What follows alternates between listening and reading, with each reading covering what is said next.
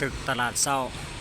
เดี๋ยวเขาจะต้องเข้าไปเบิ่งในช่วงระหว่างวันที่8เดือน3ปี2025เนี่ยเนาะวันแม่ยิ่งนี่มันจะมีคนมาจับจ่ายอันใดหลายบ่สำหรับภายในตลาดเศร้านี่เนาะตอนช่วงเช้าสวยๆก็ตอนนี้ก็10 โมงครึ่งแล้วเดี๋ยวเขาจะลองเข้าไปเบิ่งภายในชั้น1ชั้น2ชั้น3จะเป็นคือแนวใด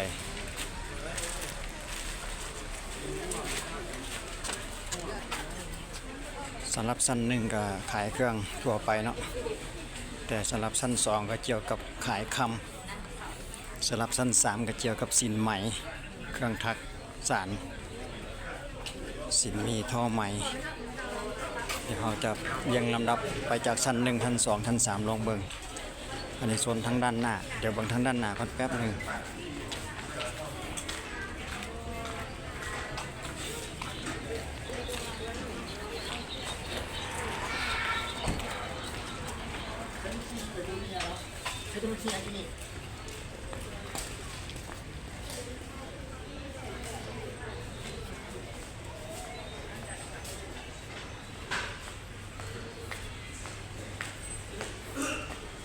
เปิบเชิบเข้ามาปั๊บแปลนจางปัง ธรรมดา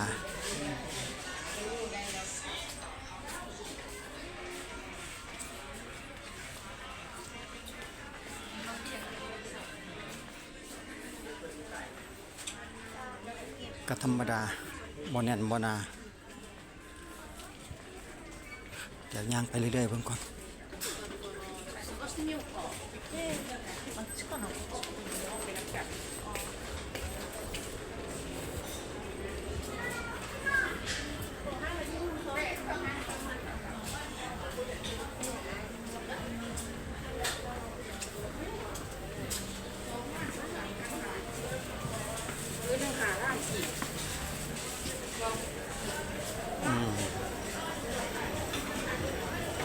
มาถึงจุดนี้กับบัวผ้า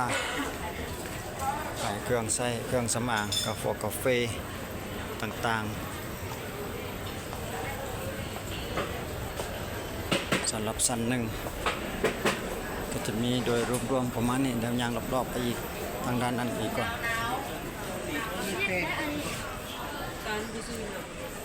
เป็นผู้คนว่าคนจะมาจับจ่ายบ่สำหรับวันมียิ่ง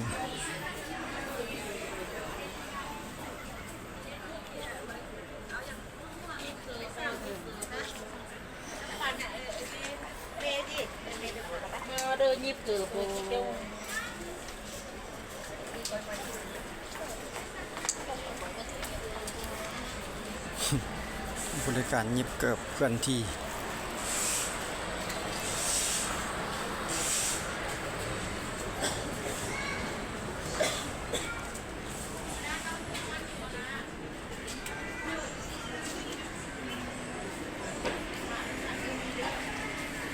มาทางด้านนี้ก็สุดซะแล้วตลาดเศร้านี่ยังก็เฮ็ดเป็นบูธแบบนี้เนาะตลาดเศร้าเดี๋ยวเราจะขึ้นไปเบิ่งชั้น2กันเลยเกี่ยวกับคำทองคำคือได้ย่างขึ้นบัดนี้บ่แล่นสำเนาะได้ย่างเอาเนาะ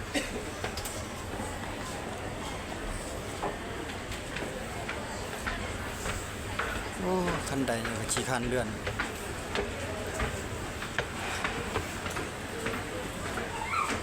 จะคำในบาทเฉพาะชั้น2บางผู้คนกันนะเพิ่นหรือว่าแน่นหนาสำหรับคนมาซื้อคำเลยคนลาวเพิ่นนิยมประดับประดา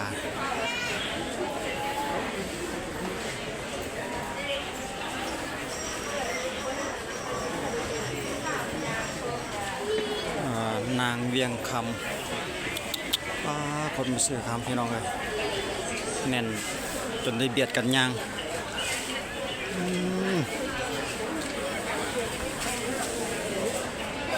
น จำนวนหนึ่งเพิ่นก็มาเพื่อเป็นของฝากของตอนนี้เนาะวันนี้วันที่8 เดือน 3หลายแห้งคนมาจับมาจ่ายเกี่ยวกับเครื่องประดับเงินคำ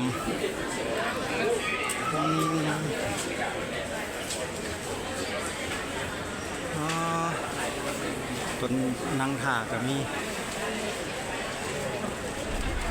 เดี๋ยวเราจะอ้อมไปทางอีกฝากฝั่งหนึ่งลองเบิ่งก่อนสลายเฉพาะฝากนั่นฝากนี้บ่หรือว่าฝากนั่นจะยังมีบ่เดียวไปเบิ่งฝากนั่นก่อนแต่ฝากเมื่อกี้นี้รู้สึกว่าหลายแท้คนจนเบียดกันพุ่นนะสำหรับคนมาซื้อเงินคำประดับประดาในเฉพาะวันที่8ทางด้านนี้กับเบาบางอยู่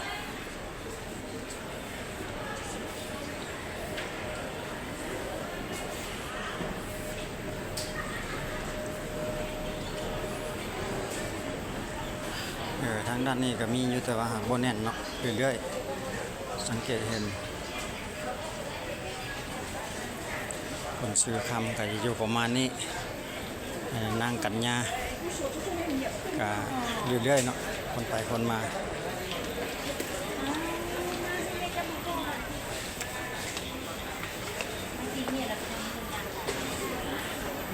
ทางด้านนี้ก็ธรรมดาแต่ด้านนั้นที่หลายแฮง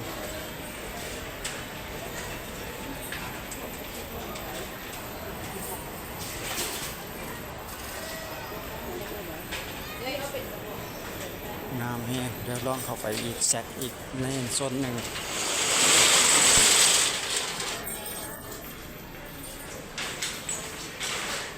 มาในล็อกนี้ก็รู้สึกว่าจะบ่เห็นมีลูกค้าพอเท่าใดตอนนี้เพิ่นกำลังเปิดห้านเกี่ยวกับทองคำ10 โมง9 โมง11 โมงยังในเวลานี้เนาะ11 โมงยังเดี๋ยวเขาจะขึ้นไปเบิ่งชั้น3เกี่ยวกับสินใหม่ว่าเพิ่นจะมีแบบใดหลายหรือน้อยส่ำใดสำหรับในปัจจุบัน2025ตลาดเช้าชั้น3เกี่ยวกับสินใหม่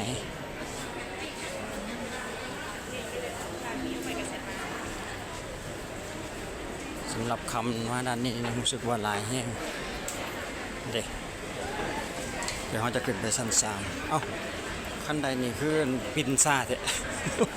อุ้ยเรียนกับขี่ข้านแลนเนาะขั้นใดก็ได้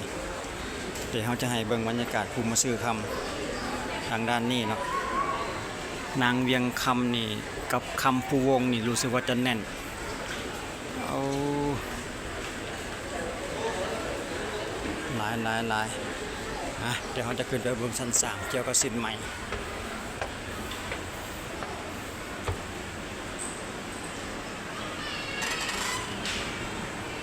ทางใดนอกบ้านนี่ตะกี้คือลงทางลงที่ลงแดนไปล็อกนี่ลองเบิ่งก่อน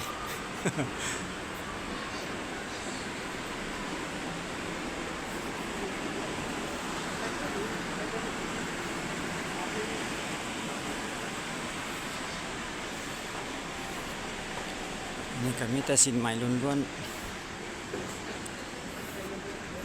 แม่นฝากนี่บ่เนาะน่ะแม่นหาดนี่เฉพาะหาดนี่เขาเคยมาเบิ่งงามหาดนี่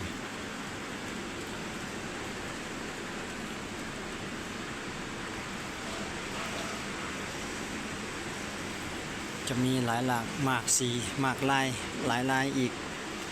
เฉพาะหาดนี่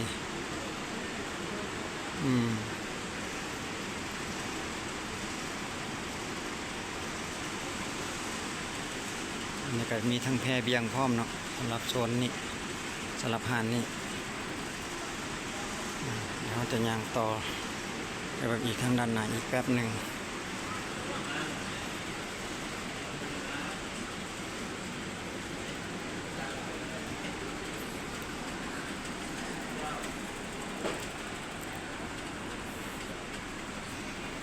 จะเน้นแต่เรื่องสินไหมเครื่องทักษานสินมีทองไหม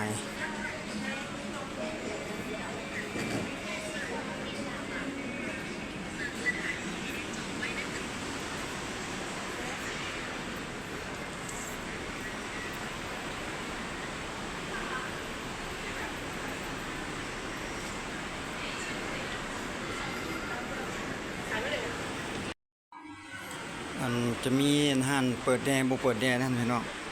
ถ้าเพิ่นเปิดหมดทุกห้านนี่ บ่จักสิเบิ่งแหละคันเปิดหมดทุกห้านนี่หลายโพดอยู่นะหลายหลากมากสไตล์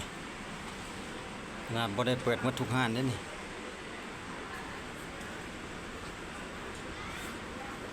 เลาะเบิ่งไปเรื่อยอีกจักแป๊บหนึงก่อน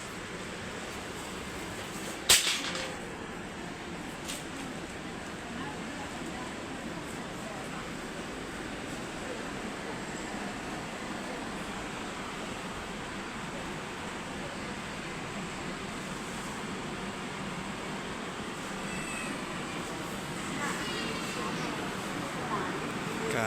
ยังมีลูกค้าอยู่เนาะแต่ว่าบ่แน่นลูกค้าก็มีมาเรื่อยอยู่สำหรับผู้มาหาซื้อเครื่องสินมีท่อไหม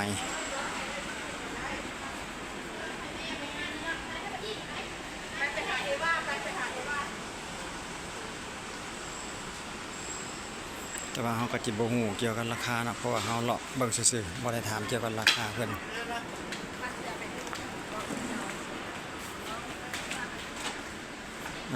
ยังมีเกือบอยู่เนาะบ่แม่นมีแต่สินตัวนี้บ่แม่นมีแต่เครื่องใหม่มีเกือบห้านหนึงเวลา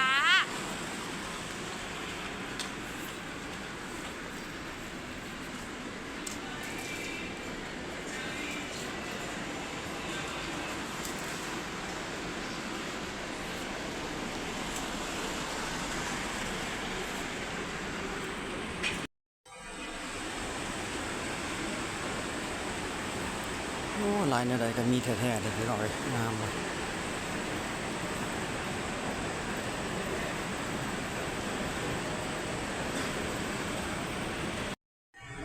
กลับคืนลงไปเบิ่ง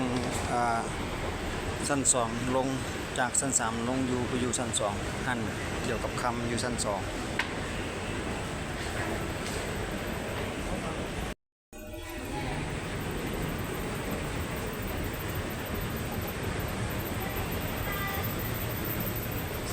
สำหรับเกี่ยวกับคำก็จะมีอยู่ประมาณนี้เนาะ